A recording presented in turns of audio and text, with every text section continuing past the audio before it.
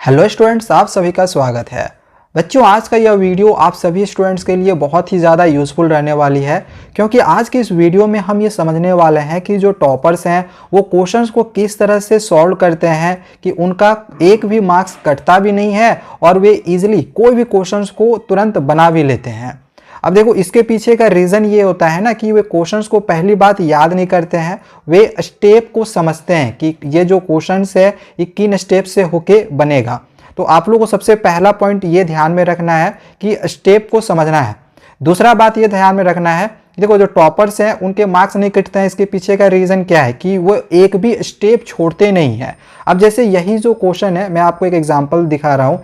Suppose करो ये एक क्वेश्चन है, तो ये जो क्वेश्चन है कुछ इन स्टेप से होके ये क्वेश्चन सारे सॉल्व होंगे। अगर आपने कोई भी एक स्टेप इसमें से छोड़ दिया तो आपके मार्क्स कट जाएंगे। तो आप लोग को स्टेप ध्यान में रखने हैं। इसके लिए आप लोग को क्वेश्चंस की प्रैक्टिस करनी पड़ेगी।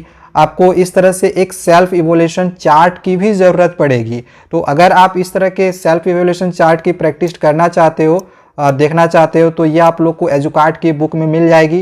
डिस्क्रिप्शन पे इसका बाय लिंक दिया हुआ है, जाके आप इसको बाय कर सकते हो, खरीद सकते हो। इसमें आपको देखने को मिलेगा कि यहाँ पे आपको जो भी क्वेश्चन नंबर दिए हुए हैं, देखो जो सेल्फ इवैल्यूएशन चार्ट है ना, ये सीबीएसई के जो सैम्पल पेपर निकाली गई थी, ये सेल्फ इवैल्यूएशन चार्ट वो उन क्वेश्चंस की दी हुई है। साथ ही साथ आपको सैम्पल सेट 9, 10, 11 जो लास्ट की जो सैम्पल सेट है, 3 सैम्पल सेट होंगे लास्ट की, तो उनमें सेल्फ इवैल्यूएशन चार्ट दी हुई है। तो अगर आप 3 सेट के क्वेश्चंस को सॉल्व कर लेते हो तो आप लोग को एक आइडिया मिल जाएगा कि क्वेश्चंस को कैसे एक्चुअली में जो टॉपर्स हैं वो बनाते हैं। वो इन्हीं स्टेप्स को ध्यान में रखते हैं, स्टेप को समझते हैं और वो क्वेश्चंस को सॉल्व करते हैं, जिससे कि क्वेश्चन इजीली बन भी जाता है और उनका एक भी मार्क्स कटता भी नहीं है। ठीक है, तो इसका बाय लिंक डिस्क्रिप्शन पे दिया हुआ है, आप चाहो तो वहाँ पे क्लिक करके इस बुक को बाय करके इस तरह के सेल्फ इवैल्यूएशन चार्ट से क्वेश्चंस की प्रैक्टिस कर सकते हो। अब मैं यहाँ पे आप लोग को ये जो क्वेश्चन है, ये देखो कितनी ईजी तरीके से ये सॉल्व होती है,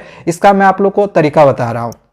देखो, इसमें सबसे पहला स्टेप क्या लिखा गया है कि right the number of books of each subject. इसके लिए आप लोग को 0.5 नंबर मिलेंगे। सबसे पहले आपको क्या करना है कि जो नंबर ऑफ बुक्स हैं, बुक्स की जो संख्याएं हैं सभी सब्जेक्ट्स की, तो वो लिख देनी है। अब यहाँ पे क्वेश्चन है, यहाँ पे आप देखोगे कि 3 तरह की बुक्स हैं। एक तो है साइंस की बुक, दूसरी एसएसटी की और तीसरी है कंप्यूटर की। तो साइंस की बुक की जो संख्या है वो कितनी है, 96 है। तो ये आपको सबसे पहले लिखना होगा। चलो इसको हम यहाँ पे लिख लेते हैं। ठीक है, इसको हम यहाँ पे सबसे पहले लिख लेते हैं। तो यहाँ पे हम नंबर ऑफ साइंस बुक्स लिखते हैं, नंबर ऑफ साइंस बुक। ठीक है, इस तरह से हम यहाँ पे लिख लिए। ये कितना हो गया, 96। बिल्कुल इसी तरह से आप लोग को यहाँ पर आप लोग को सेकेंड में यहाँ पे जो बुक्स है SST, number of SST books लिखेंगे। ये कितना दिया हुआ है, 240। तो यहाँ पे लिख लेते हैं नंबर ऑफ एसएसटी बुक्स। यहाँ पे यही लिखा जाएगा नंबर ऑफ, यहाँ पे एसएसटी लिख देते हैं, एसएसटी बुक्स बराबर ये कितना दिया हुआ था, इसको देख लो, ये दिया हुआ है 240। तो हम इसको लिख लेते हैं 240। ठीक है, यहाँ पे हम लिख लिए 240। इसी तरह से कंप्यूटर बुक भी है, तो यहाँ पे कंप्यूटर लिख लेना। ठीक है, कंप्यूटर बुक ये कितना दिया हुआ है, तो ये यहाँ पे दिया हुआ है 336। तो यहाँ पे हम इसको लिख लेते हैं 336। देखो, पहला वाला जो यहाँ पे जो चीज़ दिया गया था ये आपका कंप्लीट हो चुका है। फर्स्ट जो यहाँ पे फर्स्ट स्टेप है ये आपका कंप्लीट हो चुका है। आपको इसमें 0.5 नंबर मिल गए हैं। ठीक है, भले ही आपने पूरा आंसर देखो सॉल्व नहीं किया है, इसके बावजूद भी आपको 0.5 मार्क्स मिल गए सिर्फ क्वेश्चन लिखने के। अब सेकेंड में यहाँ पे दिया गया है, सेकेंड स्टेप में कि right the prime factors of the numbers. तो यहाँ पे ये जो सारी संख्याएं दी गई थी, इन सभी संख्याओं के आपको क्या करना है, पहले प्राइम फैक्टर कर देने हैं। चलिए हम एक एक करके इनका प्राइम फैक्टर करते हैं। तो प्राइम फैक्टर करने के भी आपको इसमें मार्क्स मिल जाएंगे। ठीक है, चलिए सबसे पहले हम यहाँ पे जो 96 है, 96 का हम प्राइम फैक्टर करते हैं। तो 96 का यहाँ पे प्राइम फैक्टर कर लेते हैं। 96 2 के टेबल में आ जाएगा, तो यहाँ पे हम लिख लेते हैं 2, 2 4 जा 8 और 2 8 जा 16। ये हो जाएगा 2 2 जा 4, 2 4 जा 8। फिर इसी तरह से यहाँ पे 2 1 जा 2, 2 2 जा 4 और फिर यहाँ पे हो जाएगा 2 6 जा 12 और फिर 2 3 जा 6। चलो यहाँ पे हमने एक तो यहाँ पे इसका प्राइम फैक्टराइजेशन कर लिया है 96 का।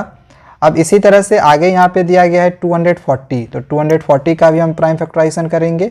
तो यहाँ पे हमने 240 लिख लिया। इसको करते हैं 2 1 जा 2, ये 2 2 जा 4, 2 0 जा 0, ये हो गया 2 6 जा 12, 2 0 जा 0, इस तरह से 2 3 जा 6। यहाँ पे करते हैं आगे, फिर हम यहाँ हो जाएगा 15 बार में यहाँ आ जाएगा, और ये 3 5 जा 15 हो जाएगा। ठीक है, चलो इसका भी हमने प्राइम फैक्टर कर लिया। अब इसके बाद नेक्स्ट यहाँ पे 336 है, तो इसका भी हम प्राइम फैक्टर करेंगे। तो यहाँ पे 336 लिख लिए। ये हो गया 2 1 जा 2, 2 6 जा 12, और ये हो गया 2 8 जा 16। यहाँ पे हो गया 2 8 जा 16, 2 4 जा 8। इसके बाद इसका भी हम आगे फैक्टर कर लेते हैं। ये हो जाएगा 2 4 जा 8, 2 2 जा 4, फिर यहाँ पे 2 2 जा 4, 2 1 जा 2, और ये हो गया 3 7 जा 21। तो देखो इस तरह से हमने सबसे पहले क्या किया, प्राइम फैक्टर कर लिया। अब जो प्राइम फैक्टर करके आया इसको हम यहाँ पे लिख लेते हैं। जैसे 96 का प्राइम फैक्टर करके कितना आया, 2 का पावर 1 2 3 4 5, तो 2 का पावर 5 मल्टीप्लाई 3 है। ठीक है, तो 2 का पावर 5 मल्टीप्लाई हमने यहाँ पे 3 लिख लिया। बिल्कुल इसी तरह से आगे यहाँ पे जो 240 का हमने फैक्टर किया हुआ है, इसको भी हम यहाँ पे लिख लेते हैं। 240 का जो फैक्टर करके हमने निकाला था 240, इसका हमने फैक्टर किया था तो ये आया हुआ था। यहाँ पे पहले 2 देख लो कितना बार आया हुआ है, 1 2 3 4, 4 बार 2 आया है, तो 2 का पावर 4 हो जाएगा। ठीक है, 2 का पावर 4 हम यहाँ पे लिख लेते हैं। तो ये हो गया 2 का पावर 4। इसके बाद यहाँ पे देखो 3 था और एक 5 था, तो 3 और 5 लिख देंगे हम। तो यहाँ पे मल्टीप्लाई 3 और फिर मल्टीप्लाई 5, ये हो गया। अब बिल्कुल इसी तरह से हमने यहाँ पे 336 का जो प्राइम फैक्टर किया था इसको लिख लेते हैं। तो यहाँ पे हमने यहाँ पे लिख लिया 336। तो इसका प्राइम फैक्टर जब किए थे तो इसमें आया था 2 कितना बार है, 1 2 3 4, 4 बार 2 है, तो 2 का पावर इसमें हम 4 लिखेंगे। 2 का पावर 4 हो गया। इसके बाद यहाँ पे एक 3 है और एक 7 है, तो हम यहाँ पे 3 मल्टीप्लाई 7 लिख सकते हैं, 3 मल्टीप्लाई 7। तो इस तरह से यहाँ पे हमने क्या किया कि प्राइम फैक्टर कर लिया है। तो हमारी जो सेकेंड स्टेप है इसमें आपको 1 नंबर मिलेगा। तो देखो यहाँ तक आपको 1.5 नंबर मिल चुका है। अब इसके बाद अगला जो स्टेप है इसमें आप लोग को एचसीएफ निकालना है। एचसीएफ निकाल दोगे तो फिर से आपको 1 नंबर और मिल जाएगा। ठीक है, तो चलिए हम इसका एचसीएफ भी अब निकालते हैं। यहाँ सबसे पहले तो हम एचसीएफ लिख लेते हैं। ठीक है, एचसीएफ लिख लेते हैं। सबसे पहले यहाँ पे ये जो 2 का पावर सबसे छोटा वाला है एचसीएफ में वो लेना है। अगर एलसीएम निकालना रहता तो 2 का पावर जो बड़ा वाला रहता वो लेते। तो यहाँ पे 2 का पावर 4 है, इसको ले लिए। बिल्कुल इसी तरह से यहाँ पे देख लो तीनों में ये 3 आ रही है, तो यहाँ पे हम 3 ले सकते हैं एचसीएफ में, और इसमें तो और कुछ मिल नहीं रहा है। ठीक है, 5 और 7 कुछ भी नहीं मिल रहा है, तो यही आपका एचसीएफ हो जाएगा। अब बस इसको मल्टीप्लाई कर लेना है। 2 को 4 बार मल्टीप्लाई कर लोगे और उसको बाद 3 से मल्टीप्लाई कर लोगे, तो 2 का पावर 4 जब मल्टीप्लाई करोगे तो इस तरह से आप लिख लेना 2 मल्टीप्लाई 2 मल्टीप्लाई 2 मल्टीप्लाई 3, मल्टीप्लाई करो। यहाँ पे हो जाएगा 2 2 जा 4, 4 2 जा 8, 8 2 जा 16, 16 3 जा 48। तो इसका जो एचसीएफ है वो निकल गया 48। तो देखो इस तरह से हमने यहाँ पे तीसरा जो स्टेप है ये भी कंप्लीट कर लिया है। यानी कि 1 2 और 0.5 यानी कि 2.5 नंबर 2.5 मार्क्स आपको मिल चुके हैं। ये टोटल 5 नंबर का क्वेश्चन था। ठीक है, 2.5 मार्क्स मिल गए। अब आप लोग को जो सभी बुक्स के जो स्टैक्स हैं उसकी संख्या निकालनी है। इसमें आप लोग को और 1.5 नंबर मिल जाएंगे। तो पहले तो आपको ये निकालना पड़ेगा कि जो साइंस बुक की जो संख्या नंबर ऑफ स्टैक्स हैं वो कितने हैं, फिर इसी तरह से एसएसटी बुक्स के स्टैक्स कितने हैं, फिर कंप्यूटर बुक्स के स्टैक्स निकालेंगे। ठीक है, तो यहाँ पे आपको नंबर ऑफ स्टैक्स निकालने हैं, तो आपको नंबर ऑफ स्टैक्स लिखना पड़ेगा।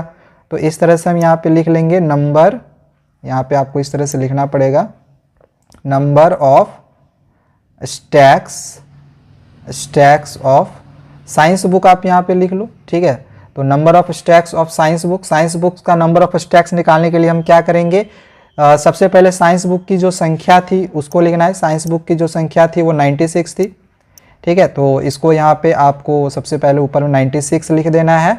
और जो आपका एचसीएफ आया था, ठीक है, एचसीएफ आपका जो आया था यहाँ पे 48, ये आपको नीचे लिख के बस काट देना है। ठीक है, यहाँ पे 48 हो गया। इसको काटोगे तो ये 2 बार में कट जाएगा। तो इस तरह से जो नंबर ऑफ स्टैक्स निकल गए साइंस किताब की वो 2 निकल गया। तो ये आपका देखो एक सब्जेक्ट का नंबर ऑफ स्टैक्स निकला।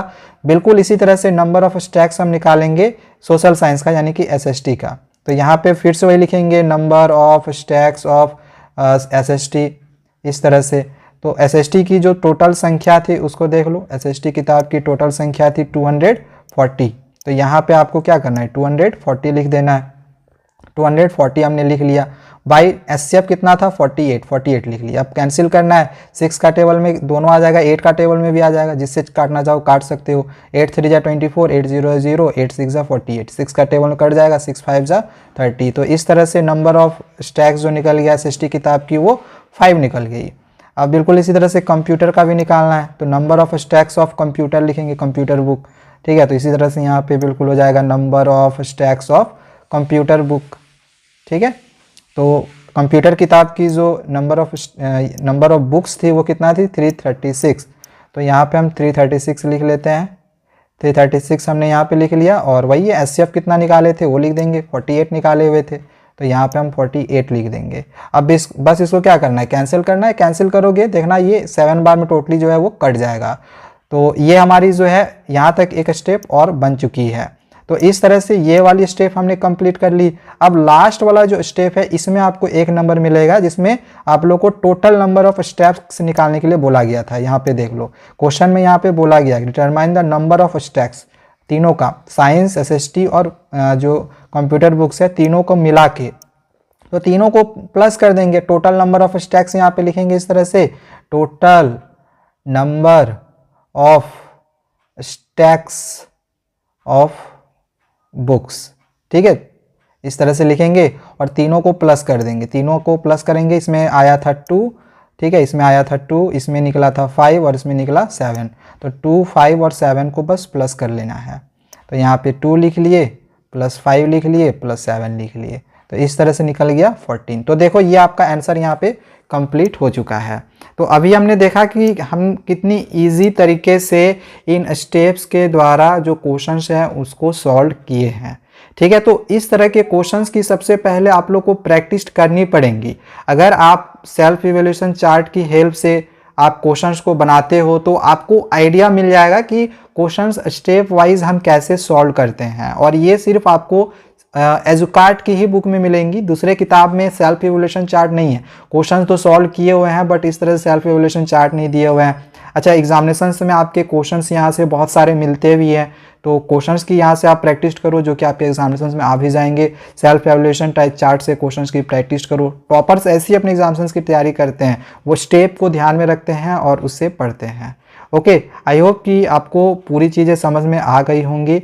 इस बुक को लेना होगा, डिस्क्रिप्शन पे बाय लिंक इसका दिया हुआ है, वहाँ पे क्लिक करके आसानी से आप इस बुक को बाय कर सकते हो। बहुत सारे बच्चों ने खरीद लिया है, जितनी जल्दी हो सके आप भी लेके इसको बाय करो और क्वेश्चंस को सॉल्व करो। सो आज के लिए इतना ही, मिलते हैं दूसरे वीडियो में। चैनल को सब्सक्राइब करके रखें। Thank you, bye bye.